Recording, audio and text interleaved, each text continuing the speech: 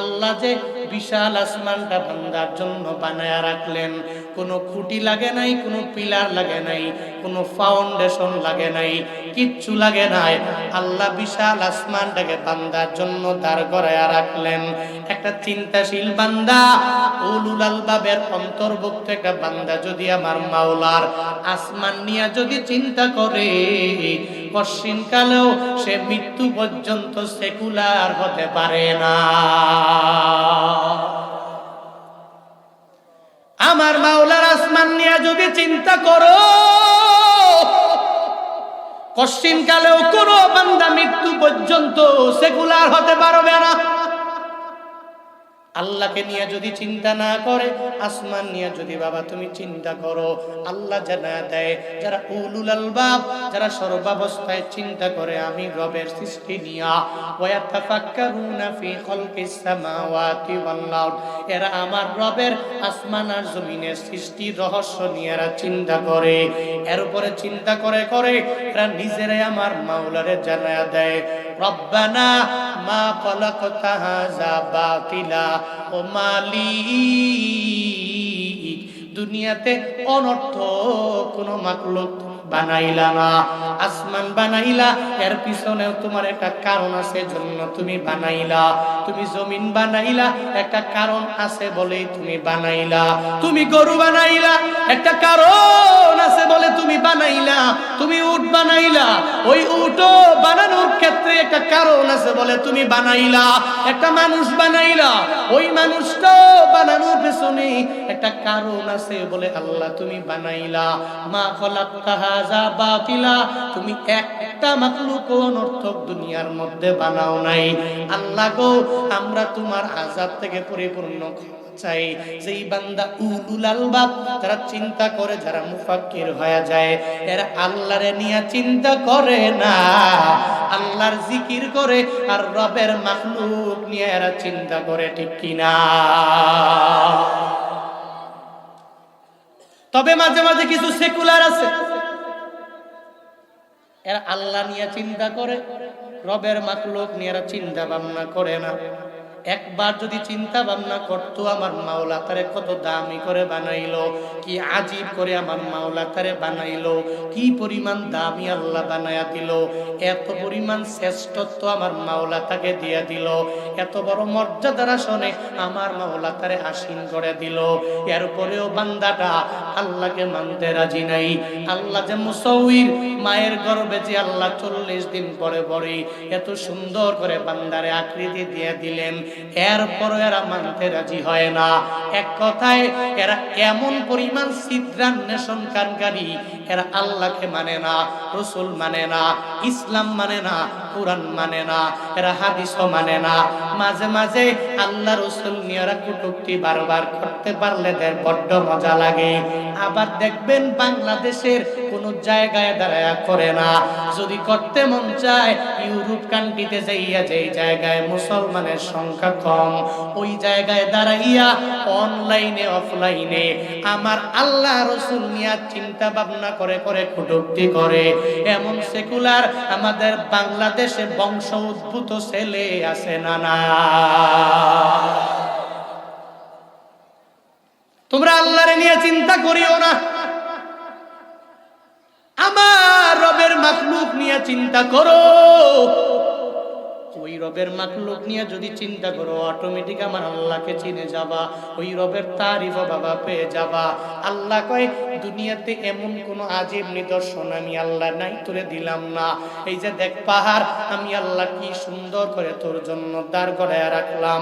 এই পাহাড়ের মধ্যে আমি আল্লাহ কত খনিজ সম্পদ তোর জন্য দিয়ে রাখলাম। ওখান থেকে তুমি বান্দা গ্যাস পাইলা, ওখান থেকে তুমি তেল। এই পাহাড় আমি আল্লাহ কত সুন্দর করে তোর জন্য বানায়া রাখলাম। আল্লাহ পাক বলেন, এরা কেন আসমানের দিকে তাকায় না, এরা কেন জমিনের দিকে তাকায় না, এরা কেন পাহাড়ের দিকে তাকায় না, এগুলার দিকে তাকাইয়া কেন চিন্তা ভাবনা করে ওই রবের প্রতি ঈমান এরা কেন আনে না? কেন আমি রবের আসমানের দিকে তাকায় না? আমি রবের আসমান বড় আজীব নিদর্শন। আল্লাহ পাক আমার নবীরে সূরাতুল কাহফের মধ্যে এক আজীব নিদর্শনের ব্যাপারে জানাইছে। দুনিয়ার যে কোনো নাস্তিকেরা যদি চিন্তা ভাবনা করে আমার আল্লাহকে চিনা লাগবে, কিচ্ছু লাগবে না। যদি এই গুহাবাসীর চিন্তা ভাবনা যদি এরা করে, আমার আল্লাহর প্রতি এদের ঈমানটা অটোমেটিক বেড়ে যাবে। আল্লাহ পাক গুহা নামের এক বড় সূরা দিয়া দিলেন। এই সূরার নামটা পর্যন্ত আমার আল্লাহ গুহা দিয়া দিলেন কাহফুন। আরবিতে এর অর্থ হলো বৃহত্তর এক গুহা, এটাকে আরবিতে বলা হয় কাহফুন। আর একটা আছে কাহফুন না, ওটা গারুন, ওটা হলো ছোট ছোট গুহা। ছোট ছোট গুহাকে আরবিতে বলা হয় গারুন, আর বড় গুহাকে বলা হয় কাহফুন। যেটা গার ওটা ছোট হবে, যেটা কাহফুন এটা বড় গুহা হয়ে যাবে। যেমন উদাহরণ, রহমাতুল্লিল আলামিন যে গুহার মধ্যে সর্বাবস্থা নবী ধ্যান করত, ওই গুহার নাম কি? গার হেরা। কি নাম? গার হেরা। রহমাতুল্লিল আলামিন যেই গুহার মধ্যে মদিনাওয়ালা নবী ধ্যান করলেন, ওই গুহাটার নাম হলো গার হেরা। ওটাকে গার বলা হয়, ওটাকে কাহফে হেরা বলা হয় না। কেন বলা হয় না? ওটা হলো ছোট গুহা, ওই গুহার মাঝে মদিনাওয়ালা নবী ধ্যান করলেন, ওটাকে গার হেরা বলা হয়। ওই জায়গায় যেই উমরা করার জন্য জুয়ানকালে যারা যায়, ওরা অনেক কষ্ট করে করে ওটা দেখার জন্য এই জায়গায় ওঠে। ওটা দেখে দেখে নিজের ঈমানটারে পরিপূর্ণ মজবুত করে নেয়, আর চিন্তা করে আমার মদিনাওয়ালা নবী কত কষ্ট করে করে ধ্যান করলেন, এই গারের মধ্যে আমার নবী উঠলেন। এত উঁচুর মধ্যে যাইয়া ওখানে সব উম্মতের জন্য মদিনাওয়ালা নবী চিন্তা করলেন ইসলামের বাতিগুলো পুরো পৃথিবীতে যে গুহা থেকে ছড়ায় গেল, আমার আপনার পর্যন্ত আসলো। ওই ছোট্ট একটা গুহা থেকে আমার মাওলা জিব্রাইল একদিন পাঠালেন। জিব্রাইল আমার নবীর দরবারে আসলো। নবীর দরবারে আসার পরে নবীরে চাপ দিয়ে দিল, নবী ইকরা। নবী বলে মা আনা বিকরিন, আমি পড়তে পারি না। আবার চাপ দিলেন, নবী পড়েন, আমি পড়তে পারি না। আবার চাপ দিলেন, বলে পড়েন, বলে আমি পড়তে পারি না। মা আনা বিকরিন, আমি তো পড়তে জানি না, কোনো পাঠক না। সঙ্গে সঙ্গে ওই গারে হেরায় সূরাত আলাকের 5টা আয়াত বান্দা নাজিল হয়ে গেল। ইকরা বিসমি রাব্বিকাল্লাযী খালাক খালাকাল ইনসানা মিন আলাক ইকরা ওয়া রাব্বুকাল আকরাম আল্লাযী আল্লামা বিল কলম আল্লামাল ইনসানা মা লাম ইয়ালাম। 5 আয়াত মদিনাওয়ালা নবীর উপরে নাজিল হয়ে গেল। ওখান থেকে পুরা দুনিয়ায় ছড়ায় গেল ইসলামের বাণী, ল্যাম্প অফ ইসলাম। পুরা দুনিয়াতে এই বাতিটা মদিনাওয়ালা নবীর মাধ্যমে ছড়ায় গেল। ওই গুহাটা গার হেরা, ওই গুহাটাকে গারুন বলা হয়। কিন্তু আল্লাহ পাক 15 নাম্বার পারার মধ্যে একটা সূরা দিয়া দিলেন, সূরা কাহাফ। এই কাহাফ মানে বড় গুহা। এই বড় গুহার নামে আল্লাহ কেন সূরা দিয়া দিলেন জানার দরকার আছে না নাই? আসেনি? আল্লাহ পাক ওই বড় গুহার ব্যাপারে মদিনাওয়ালা নবীরে জানায়া দিলেন 9 নাম্বার আয়াত থেকে। আম হাসিবতা আন্না আসহাবাল কাহফি ওয়ার রাকিম কানু মিন আয়াতিনা আজাবা। আল্লাহ পাক বলেন আম হাসিবতা আই আম জানামতা, আপনি কি ধারণা করেন কাহাফের ঘটনা মানে গুহাবাসীর ঘটনা, আর রকিমবাসীর ঘটনা, এটা আমি রবের দরবারে একটা আজীব নিদর্শনের মাঝে একটা। আপনি কি মনে করেন একটাই আমি রবের আজীব নিদর্শন? না গো নবী, এর চাইতে আরো বড় বড় আমি রবের আজীব নিদর্শন আছে। আমি রবের একটা সূর্য আছে, ওই সূর্যটা আমি রবের কথা মানিয়া মানিয়া চলে। একটা চন্দ্র আছে, ওই চন্দ্রটা আমি রবের কথা মানে। আমি রবের একটা আসমান আছে, ওই আসমানটা আমি রবের কথা শুনে। ওই আসমানের নিচে মেঘমালা আছে, ওই মেঘমালা আমি রবের কথা মানে। একটা জমিন আছে, ওই জমিনটা আমি রবের কথা পরিপূর্ণভাবে মানে। আল্লাহ পাকের চন্দ্র আর সূর্য, আসমান, জমিন যা আল্লাহ দুনিয়াতে দিয়ে দিলেন, সবগুলা আমার রবের একটা একটা আজীব নিদর্শন। এগুলা কেউ বানায় নাই, একজনের বানানো। চিল্লায়া বলো তার নাম। ইয়া ইলাহি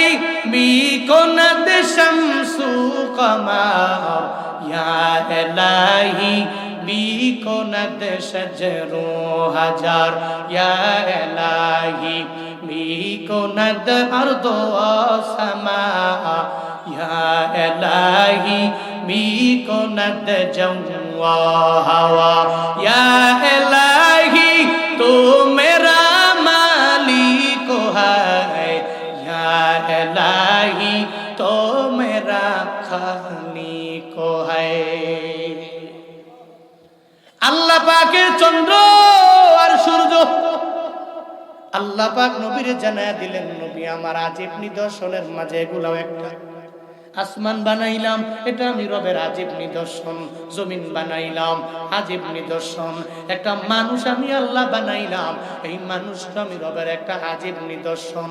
দেখবেন একটু মাঝে মাঝে একটু তো চিন্তা ভাবনা করেন না, আল্লাহ কত সুন্দর করে আমারে বানাইলেন, আপনারে বানাইলেন। একটু রুমে যাইয়া আয়নার সামনে দাঁড়াইয়া যান, আয়নার সামনে দাঁড়াইয়া একটু চিন্তা ভাবনা করেন, আল্লাহ কি সুন্দর করে বানালেন। দুইটা চক্ষু আল্লাহ দিলেন, এত সুন্দর।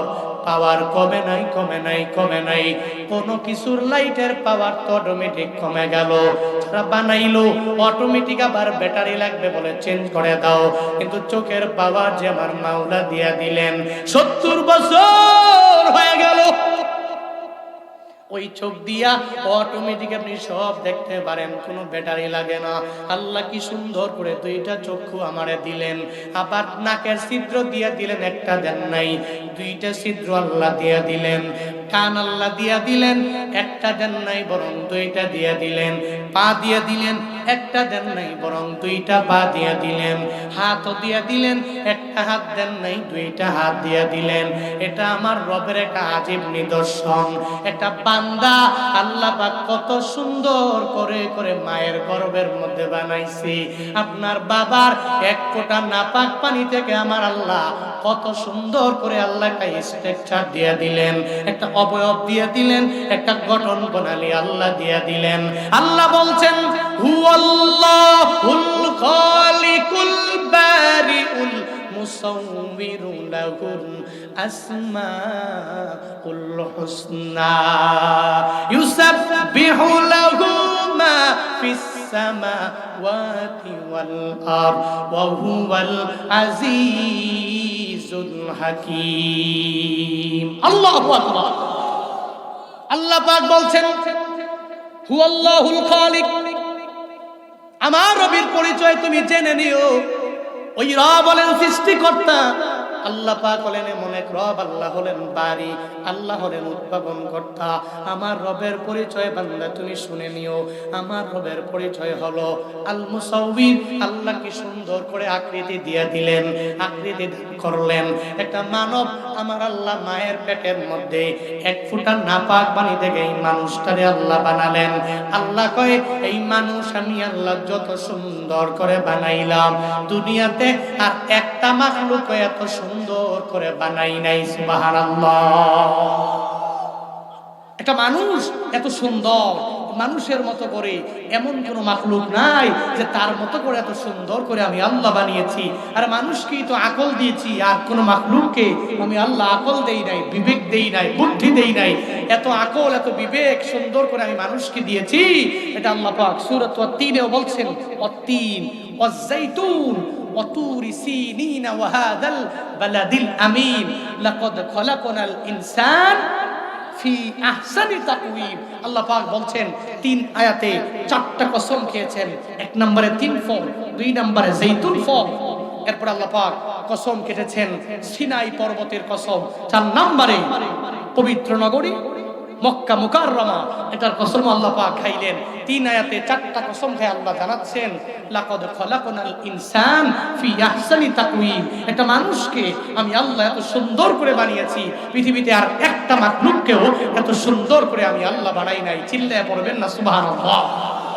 আরো জোরে পড়বেন না আলহামদুলিল্লাহ? আরো জোরে পড়বেন না আল্লাহু আকবার? আল্লাহ পাক বলেন, এই মানুষের আমি আল্লাহ সুন্দর করে বানাইলাম।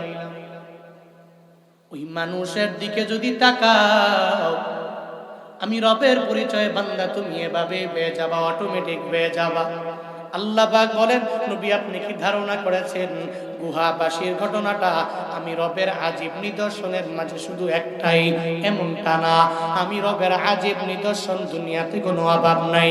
তবে গুহাবাসীর ঘটনাটা আমি আল্লাহ দুনিয়ার মানুষের নিকটে একটা আশ্চর্যজনিত ঘটনা হিসাবে আমি আল্লাহ এদের সামনে ঘটায়া দিলাম। এরা সবাই অবাক হয়ে গেল। পৃথিবীতে যারাই আসবে যখন এই ঘটনা শুনবে এরা সবাই অবাক হয়ে যাবে, এরা বিস্ময় হয়ে যাবে, এরা আশ্চর্যান্বিত হয়ে যাবে। আল্লাহ পাক বলেন, নবী গো আমি রবের আজীব নিদর্শনের মাঝে গুহাবাসীর ঘটনা আল্লাহ পাক বলেন, ইদ আওয়াল ফিতিয়াতু ইলাল কাহফি ফাকালু রব্বানা আতিনা মিন লাদুনকা রাহমা ওয়া হাইয়্যি লানা মিন আমরিনা রাশাদা। আল্লাহ পাক বলছেন, ইজ আওয়াল ফিতিয়া, যুবকের দলেরা যখন কাহাফের দিকে দৌড়ে গেল। এবার এই যুবকের দল কারা? মুফাসসিরিনে কেরামগণ ফিতিয়ার ব্যাপারে ব্যাখ্যা করলেন। কেউ কেউ বলেন ঈসা নবীর আগেকার এই যুবকেরা, আবার কেউ বলেন না না ঈসা নবীর ধর্মের পরে, মানে ঈসা নবীর দাওয়াতের পরের ঘটনা। ঈসা নবী আল্লাহর পক্ষ থেকে আদেশ পাওয়া গেলেন, ও নবী আমার, আপনি সবাইকে কালিমার দাওয়াত দেওয়া লাগবে। যখন সবাইকে কালিমার দাওয়াত দেওয়ার জন্য যখন বলে দিল, সঙ্গে সঙ্গে দাওয়াত দিয়ে দিল, তোমরা সবাই মূর্তি পূজা বাদ দাও, এক আল্লাহর ইবাদতে তোমরা মগ্ন হয়ে যাও, এক আল্লাহর গুণ কীর্তন তোমরা করো, এক আল্লাহকে বাদ দিয়ে কোন মূর্তি পূজা তোমরা করো না। সঙ্গে সঙ্গে ঈসা নবী সব মানুষের যখন এভাবে দাওয়াত দিয়ে দিলেন, ঈসা নবী দুনিয়া থেকে বিদায় নিল। যখন ঈসা নবীর এই দাওয়াত রোম সাম্রাজ্য পর্যন্ত যখন পৌঁছে গেল, আমার রবের একত্ববাদের বাণী পৌঁছার পরে এবার রোম সম্রাট ঈসা নবীরে মানে না, ঈসা নবীর ধর্মটাও মানতে রাজি না। সে কয়, তোমাদের আল্লাহ আমাকে দিতে পারে না, মূর্তি আমাকে দিতে পারবে, নিজে মুশরিক হয়ে রইল। ঈসা নবীর ধর্ম মানে না, এক আল্লাহকে মানতে রাজি হয় না। একটা পর্যায়ে ওনার সাম্রাজ্যের 7 জন যুবকের নিকটে এই ঈসা নবীর দাওয়াতের বাণী যখন পৌঁছে গেল, এই যুবকেরা, যে আল্লাহ পাক তোদের বানাইছি ওই আল্লাহর ইবাদত করো, ওই রবের গুণ কীর্তন তোমরা করবা, ওই আল্লাহকে সারা দুনিয়াতে আর কারো গুণগান গাওয়া যাবে না, এক রবের প্রশংসা সর্বাবস্থায় তোমরা করে নাও। যখন এভাবে ওই দাওয়াত যখন যুবকদের দরবারে পৌঁছে গেল, এবার যুবকেরা মনে মনে চিন্তা ভাবনা করে আল্লাহর একত্ববাদের বাণী প্রশ্ন। এরা চিন্তা করলো, এই দুনিয়াতে আল্লাহ আসমান দিলেন, জমিন দিয়া দিলেন, এত সুন্দর করে আমাদেরকে বানালেন, আল্লাহ কত সুন্দর করে আমাদেরকে জুয়ান কাল দিয়ে দিলেন। আবার দেখলাম জুয়ান কালের পরে বুড়া হয়ে যায়, একটা মানুষ কিভাবে পরিবর্তন হয়ে গেল। এই চিন্তা ভাবনা করে এরা মূর্তি পূজা বাদ দিয়া সঙ্গে সঙ্গে এরা 7 জন যুবক মিলে মিলে একসাথে ঈসা নবীর ধর্মটা এরা মেনে নিল, পড়ল লা ইলাহা ইল্লাল্লাহু ঈসা রূহুল্লাহ। সুবহানাল্লাহ পড়বেন না, আরো জোরে বলেন না সুবহানাল্লাহ। 7 জন যুবকেরা সঙ্গে সঙ্গে কালিমা পড়ে মুসলমান হয়। এবার রোম সম্রাট যিনি, উনি তো ঈসা নবীর ধর্মকে মানতে রাজি না, উনি তো ইসলাম মানে না, উনি মুশরিক, উনি শিরকের গুনাহে লিপ্ত, ইসলাম মানে না। তো এজন্য এই কথা যখন শুনছে, কানে গেছে যে আপনার এলাকার মাঝে 7 জন যুবক কালিমা পড়ে মুসলমান হয়েছে, আপনি এখানে বসে বসে আঙ্গুল চুষছেন, আপনার এই যুবক সাম্রাজ্যের লোকেরা আপনার দল মানে নাই, আপনার মিল্লাতে থাকে নাই, এরা অন্য এক মিল্লাতকে অ্যাকসেপ্ট করে নিল। এদের ব্যাপারে কি সিদ্ধান্ত আপনার? এদের ব্যাপারে কি ডিসাইড আপনার? একটু বলেন তো। সম্রাটের মাথা অটোমেটিক গরম হয়ে গেল, সৈনিক পাঠায়া দিল, ও সৈনিকেরা যাও যাও, ওই যুবকদেরকে ধইরা আমার সামনে কাঠগড়ায় হাজির করে দাও। সঙ্গে সঙ্গে সৈনিকেরা গেল, ওই 7 জন যুবকের ধরে ধরে যখন সম্রাটের সামনে দাঁড় করায় দিল, এবার সম্রাট জিজ্ঞাসা করে, এই যুবকেরা, তোমরা বলে কালিমা পড়ে ঈসা নবীর ধর্ম মেনে নিয়েছো। এবার যুবকেরা তো মনে মনে চিন্তা ভাবনা করে, আমরা জানি ঈসা নবীর ধর্ম যারা মানে এই সম্রাটদেরকে দেখতে পারে না, যদি সে শুলে চড়াইয়া দুনিয়া থেকে বিদায় করে দেয়, আমাদেরকে মনে হয় দুনিয়া থেকে বিদায় করে দিবে। এরপরে এদের কোনো চিন্তা নাই, কারণ একবার যারা ইমানের মজাটা পাইয়া গেল, একবার যারা আমার মাওলার মজা পেয়ে গেল, একবার যারা কালিমার মজা পেয়ে গেল, এরা চিন্তা করে না, এরা জিন্দানখানা ভয় পায় না, এরা জেলখানা ভয় পায় না, এরা দুনিয়ার কোনো পুলিশের বোমাকে ভয় পায় না, এরা কশিন কালেও কোনো গুলিরে ভয় পায় না। এরা ওই কাঠগড়ায় দাঁড়াইয়া নিজের বুকের মাঝে গুলি মারবে, বলে মারো, আমি দুনিয়া থেকে বিদায় নিতে পারি, দুনিয়া থেকে বিদায় নিয়ে গেল কোনো অসুবিধা নাই রে। আমার মাওলার ইমানটা আমি আমার অন্তরে গাঁথলাম, ইমানের স্বাদ আর মজা দুনিয়াতে যেই বান্দারা পেয়ে গেল, এরা দুনিয়াতে কোনো রাজা বাদশা, কোনো পুলিশ, র‍্যাব, বিডিআর এদেরকে ভয় করে না। লেখো ঠিক কিনা? এরা কাউকে ভয় করে না, এরা আমার আল্লাহকে ভয় করে, এরা চিন্তা ভাবনা করে আল্লাহ পাক আমাকে দুনিয়ার সব পরিমাণ বালা মুসিবত থেকে আমার মাওলা বাঁচায়া দিতে পারে, দুনিয়ার শত্রু থেকে আল্লাহ আমারে বাঁচায়া দিতে পারে। এরা এমন ডিফেন্ডার হয়ে যায়, আল্লাহর উপর ডিফেন্ড করে এরা চলে, আল্লাহর উপর তাওয়াক্কুল করে এরা অগ্রগামী হয়ে যায়। আর আল্লাহর উপরে তাওয়াক্কুল করে করে যেই বান্দাগুলো আগায়, কশিন কালেও এদের কেউ ক্ষতি করতে পারে না, কশিন কালেও কোনো দুশমনেরা এদেরকে বিন্দু মাত্র পরিমাণ ক্ষতির মধ্যে ফেলাইতে পারে না। ওয়া কানা হাক্কান আলাইনা নাসরুল মুমিনিন, মুমিনেরা যদি কোনো বিপদের মধ্যে পড়ে যায়, মুসিবতে পড়ে যায়, এদেরকে সাহায্য করা আমার আল্লাহর উপর ওয়াজিব হয়ে যায়। সুবহানাল্লাহ, আল্লাহ পাক ওয়াজিব বানায় নেয়। যুবকেরা চিন্তা ভাবনা করলো, রোম সম্রাট এমন সম্রাট, এই সম্রাট যদি জানতে পারে আমাদেরকে মেরে ফেলবে, এরপরেও কোনো অসুবিধা নাই, এরপর ইমান আনছি, একবার আনছি, মরণ হয়ে গেলে কোনো অসুবিধা হবে না, এটা ভয় করে না। সঙ্গে সঙ্গে বা ওই সম্রাটের দরবারে, রাজ দরবারে দাঁড়াইয়া সম্রাটের বলে, আপনি আমাদেরকে বলছেন আমরা কালিমা পড়েছে কিনা? আমরা কালিমা পড়েছি, ঈসা নবীর ধর্মটা আমরা মেনে নিলাম, আমরা ঈসা নবীর ধর্মের একজন অনুসারী নিজেকে বানায়া নিলাম। আমরা আপনার সামনেও পড়ি লা ইলাহা ইল্লাল্লাহু ঈসা রূহুল্লাহ। সম্রাটের মাথায় এবার গরম না ঠান্ডা? হে, গরম না ঠান্ডা? ওরে খাইছে রে, সম্রাটের মাথা তো গরম, ওর সাহস কত বড় দেখছো নি, সব জায়গায় তো বলে বলে বেড়ায়, আবার আমার সামনে এসে কয় লা ইলাহা ইল্লাল্লাহ ঈসা নবীর ধর্ম মানে। এই তোরা জানো না, ঈসা নবীর ধর্মের অনুসারী যারা, এদের রক্তের পিপাসু আমি, এদেরকে দুনিয়া থেকে বিদায় করতে পারলে আমার বড্ড মজা লাগে, তোদেরকে শুলে চড়াতে পারলে আমার বড্ড মজা লাগে। তোরা কি এই বিষয়ে জানো না? আমার বিষয়ে ধারণা রাখো না? এরা কয় ধারণা রাখি, কিন্তু আমরা তো আপনাকে ভয় করি না, আমরা একজনকেই ভয় করি, চিল্লায় বলো তার নাম, কাউকে ভয় করি না। সঙ্গে সঙ্গে বলে দিল, আমরা ঈসা নবীর ধর্ম মানি, ঈসা নবীর ধর্মের অনুসারী আমরা, আপনি আমাদেরকে মারলে মারতে পারেন, কাটলে কাটতে পারেন, কোনো অসুবিধা নাই। এবার কয় তোরা ছোট মানুষ, তোদেরকে সঙ্গে সঙ্গেই বড় একটা জুলমের মধ্যে ফেলাইয়া লাভ নাই, বড় শাস্তি দিয়েও লাভ নাই, 3 দিনের আলটিমেটাম দিলাম, কারণ তোরা যুবক মানুষ, যে কোনো সময় তোমাদের মত চেঞ্জ হতে পারে। এই যুবকেরা একটু শুইনো, এরাও যুবক ছিল, তুমিও তো আজকে যুবক, একটু চিন্তা কইরো। যুবকদেরকে আলটিমেটাম দিছে, 3 দিনের আলটিমেটাম দিলাম, এই 3 দিনে যদি তোমরা তোমাদের ধর্ম থেকে ধর্মান্তরিত হয়ে যদি আমার ধর্মে আসতে পারো, তোমাদেরকে মারা হবে না। তোমরা যদি উইথড্র করে নাও যে কালিমা পড়বো না, যা পড়ছি ভুল করছি আর পড়বো না, যদি বলতে পারো, তাহলে তোমাদেরকে ক্ষমা করে দেওয়া হবে, আর শুনে চলানো হবে না, তোমাদেরকে কোনো বড় বিপদের মধ্যে ফেলানো হবে না, অসুবিধা নাই, আমি যা কিছু করার তোমাদেরকে করব। এভাবে আলটিমেটাম দিল। কয় দিনের? সবাই বলেন কয় দিনের? 3 দিনের আলটিমেটাম। যুবকেরা 3 দিনের আলটিমেটাম পাইয়া রাজদরবার থেকে রওনা। একটু দূর যাওয়ার পরে যুবকেরা মনে মনে চিন্তা ভাবনা করে, এই 3 দিন পরে যদি আমরা দুনিয়ায় থাকি তাহলে তো আমরা কিচ্ছু বাস্তবায়ন করতে নিজেও পারবো না।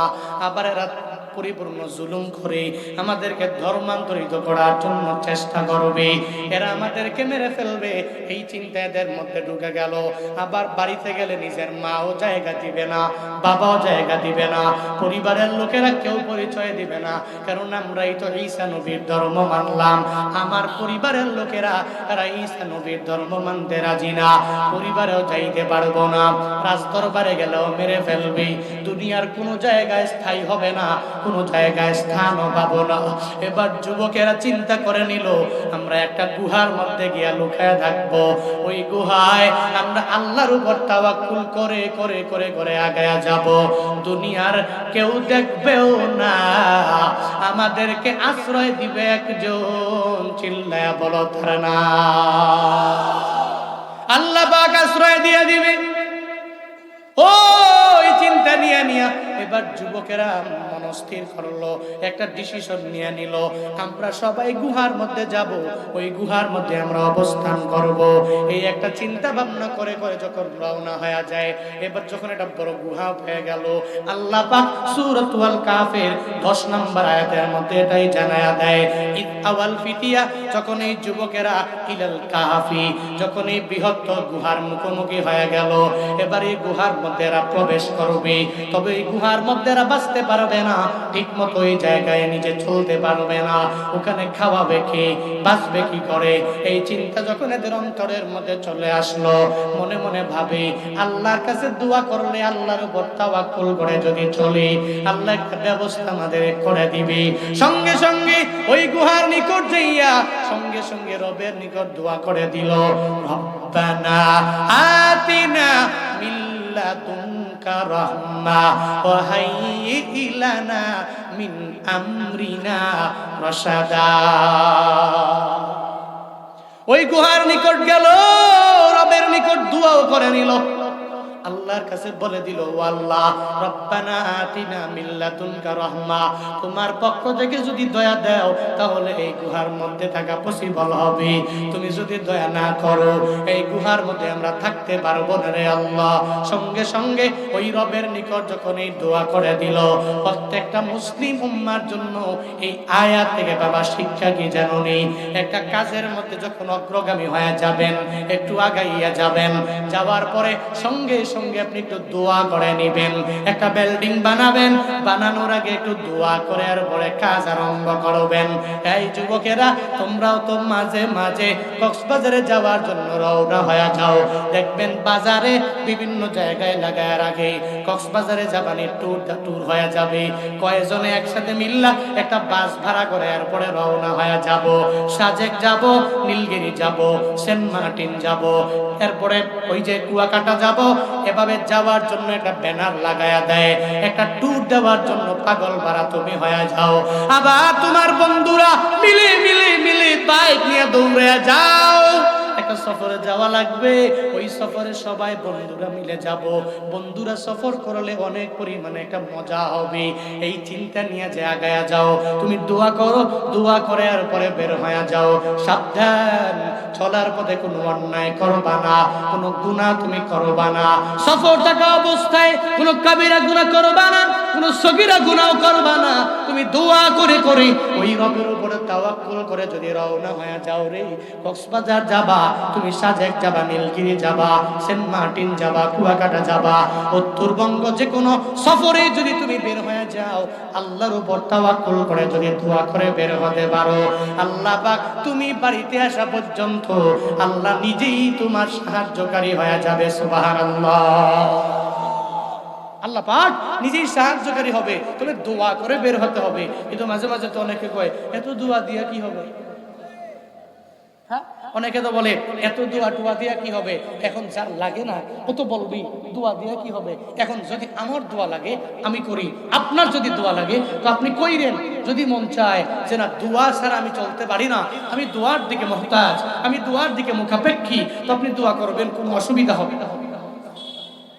মাঝে মাঝে তো কোনো কোনো জায়গায় গেলে কিছু কিছু কমিটি আছে বলে, সবাই বলে নাই, আজ থেকে 3-4 বছর আগে, তখন ওই মানুষও একটু চিনে কম, তখন টুকটাক কিছু দাওয়ার টাওয়ার টুকাই না, পাইলেই দৌড় মারে যে ওখানে কিছু বয়ান করা লাগবে, দৌড় মারে। গত 3-4 বছর আগে আমার প্রোগ্রাম ছিল টাঙ্গাইলের দেলদুয়ায়, আমাকে দাওয়াত দিল, আমি গেলাম। আমাকে যাওয়ার পরে আমাকে বলছে, হুজুর বয়ান করবেন, তবে দরুদ পড়ার দরকার নাই, 2 নম্বরে হলো কোনো দোয়া টোয়া হয় না মাহফিল, যা পারেন কতক্ষণ কিছু বইলা চলে যায়, অসুবিধা নাই, তবে দোয়া দিয়ে না। মানে এটা কঠিন ভাবে বলেছে যে দোয়া লাগবে না, কথাটা বুঝেননি? এখন ওনার দোয়া লাগবে না, আমি আর বলছি যে আপনার দোয়া লাগবে না, তো না লাগতে পারে, আপনি পীর হইতে পারেন, বুজুর্গ হইতে পারেন, আল্লাহর কোনো খাঁটি ওলি হইতে পারেন, কিন্তু আমি তো ওই মাকামে এখনো পৌঁছি নাই, আমার তো দোয়া লাগে, কারণ আমি দোয়ার উপরে ভর করি, তো আমি চলি, দোয়া ছাড়া তো পুঁজি আমার কিচ্ছুই নেই, পুঁজি তো কিচ্ছুই নেই, দোয়াটাই তো আছে। আপনি যে বললেন দোয়া লাগবে না, আমার দোয়া। পুরো বাংলাদেশে বয়ান করি, কেমনে বয়ান করি, ইলিম নাই, হিলিম নাই, আমল নাই, কিচ্ছু নাই, সব আমার মা বাবার দোয়া, আমার মাওলার দয়া। দোয়া লাগবে। পৃথিবীতে যত বড় স্কলার দেখেছো, ব্যাকগ্রাউন্ডে দেখো আছে